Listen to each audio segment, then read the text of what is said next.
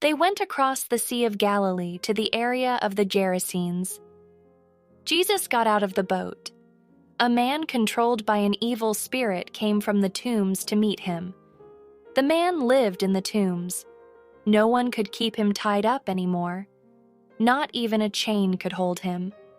His hands and feet had often been chained, but he tore the chains apart, and he broke the iron cuffs on his ankles. No one was strong enough to control him.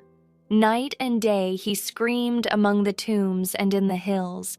He cut himself with stones. When he saw Jesus a long way off, he ran to him. He fell on his knees in front of him. He shouted at the top of his voice, "Jesus, Son of the Most High God, what do you want with me? Swear to God that you won't hurt me."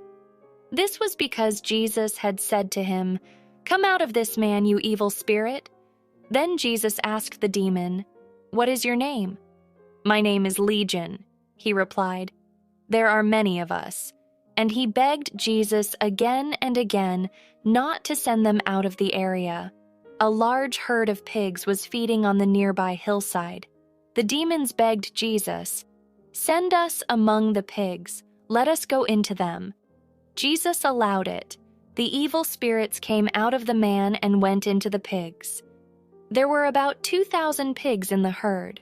The whole herd rushed down the steep bank. They ran into the lake and drowned. Those who were tending the pigs ran off. They told the people in the town and countryside what had happened.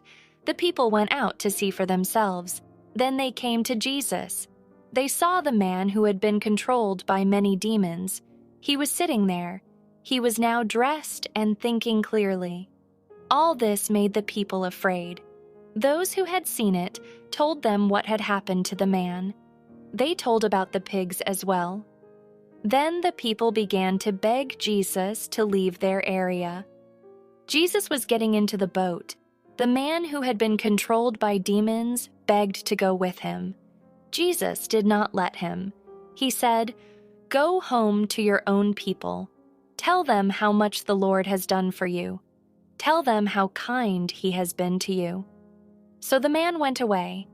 In the area known as the 10 Cities, he began to tell how much Jesus had done for him, and all the people were amazed.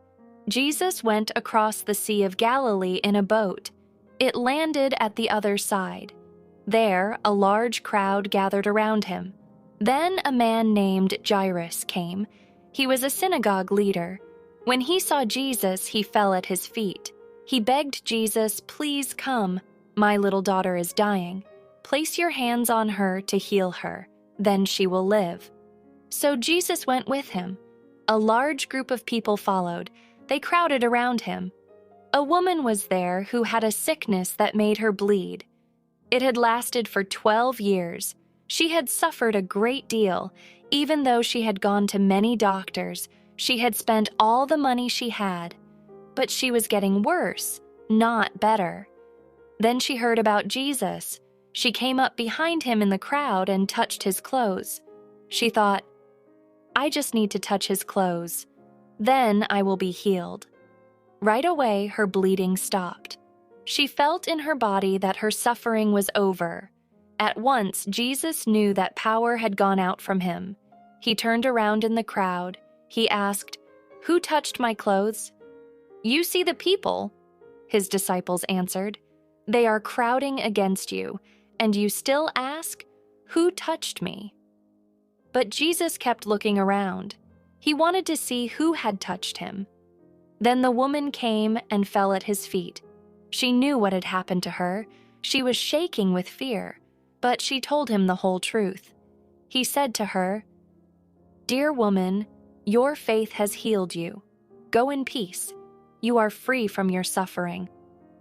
While Jesus was still speaking, some people came from the house of Jairus. He was the synagogue leader. "Your daughter is dead," they said.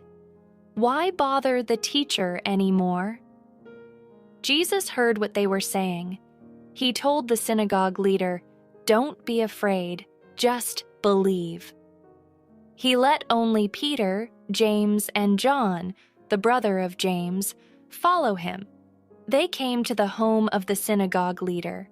There, Jesus saw a lot of confusion. People were crying and sobbing loudly. He went inside. Then he said to them, "Why all this confusion and sobbing? The child is not dead. She is only sleeping."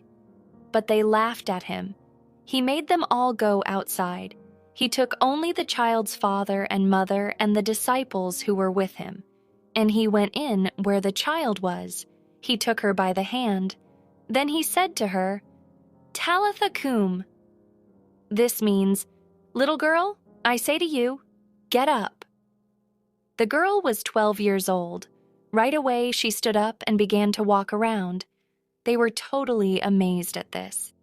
Jesus gave strict orders not to let anyone know what had happened, and he told them to give her something to eat.